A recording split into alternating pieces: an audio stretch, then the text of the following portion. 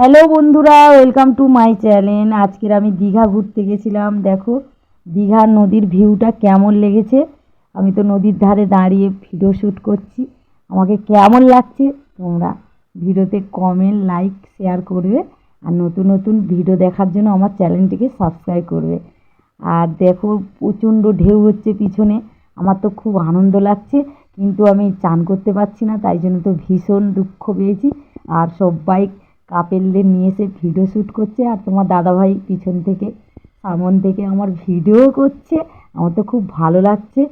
আর কিন্তু এখানে একটা জিনিস, একজন নদীতে চলে এসেছিল, সে তো কিছুতেই উঠছে না। তারপরে তার বউ এসে তাকে তো নিয়ে হিড়ির করে টেনে টেনে নিয়ে চলে গেল। তারপরে তো দেখছি, আর আমার তো ভীষণ ভয় লাগছে যে বাবা নদীতে কেমন দাঁড়িয়ে আছে দেখো আমার পিছনে। আমার তো প্রচণ্ড ভীষণ ভয় লেগে গেছিলো।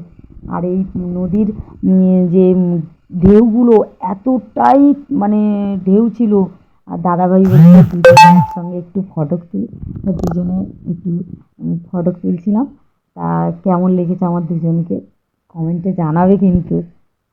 আর আমার তো এত মানে ভালো লেগেছে, তাই জন্য আমি একটু নাচতে ইচ্ছা করছিল, কিন্তু ওই একটু হাত পা নাচছিলাম। দাদাভাই তো হাসছে যে তুমি কী করছো।